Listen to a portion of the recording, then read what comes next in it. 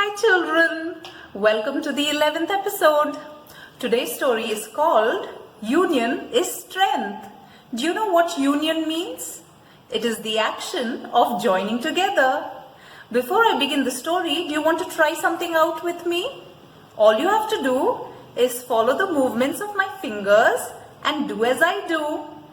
Once there were 10 friends.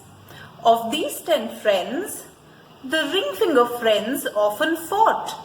One day they were having a fight and the ring finger friends shouted at each other and said that they didn't want to be with each other.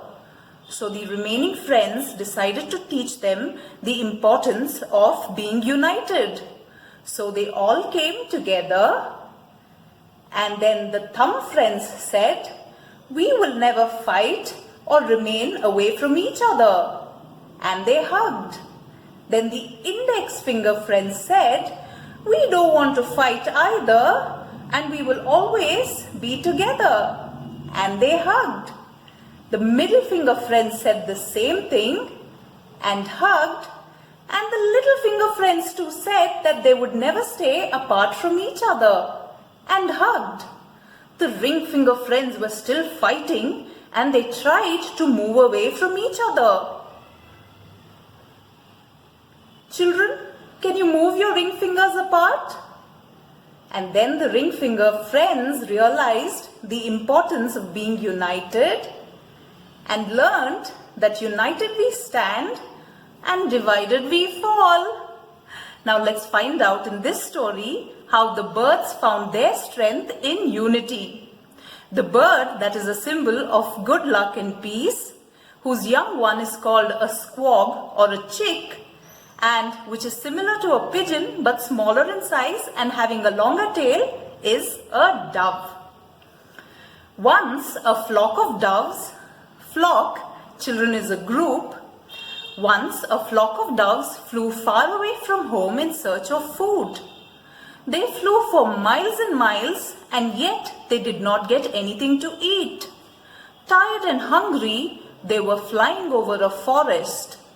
The smallest of the doves was so tired that he said to the dove king, "Okay, can we rest a bit?" "Oh," said the dove king. "Come now, little one, be brave. We are sure to find some food soon." So the little dove flapped his wings harder and flew as fast as he could and went ahead of the others.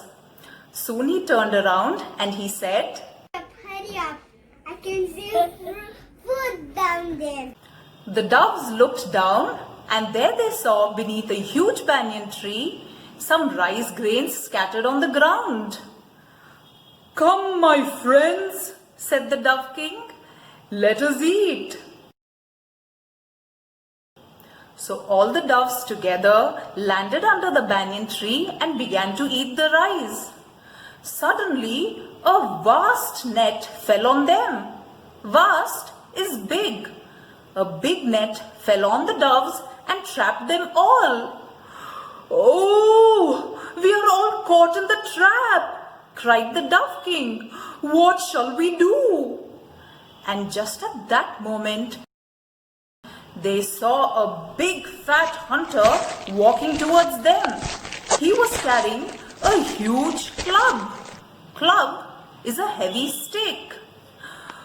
"We must think of something immediately," said the dove king, "before the hunter kills us all." All the doves were struggling to get out of the net. "Please tell us what to do. How do we help ourselves?" they cried. "I have an idea," said the dove king. "We must all act together. We must all lift the net with our beaks and fly together.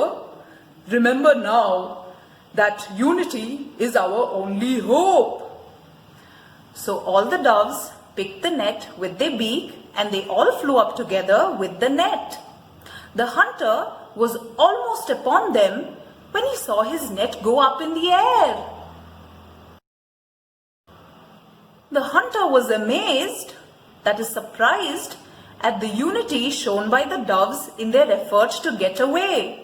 He began to run after them, hoping that the net and the doves would soon fall. The doves saw the hunter chasing them, so they flew higher and higher. They flew over hills and got far, far away from the hunter where he could not follow them.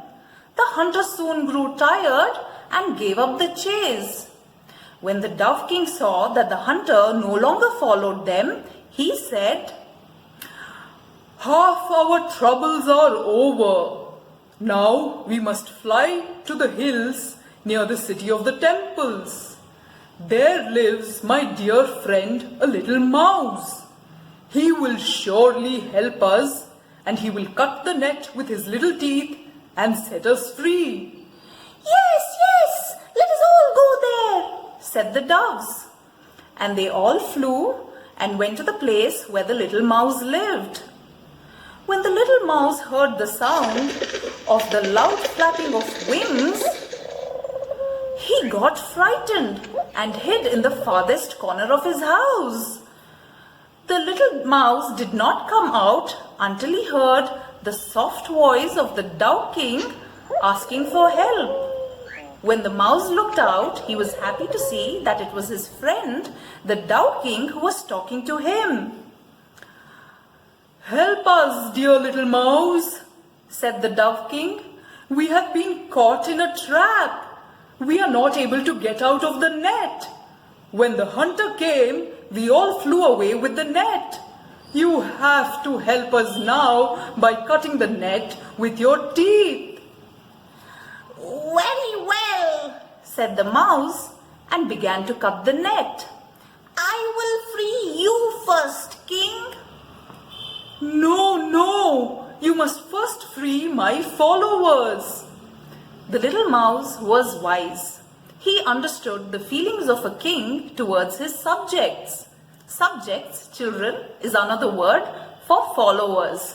So he began to cut the rest of the net, and one by one he set all the doves free, and at last the Dove King was set free.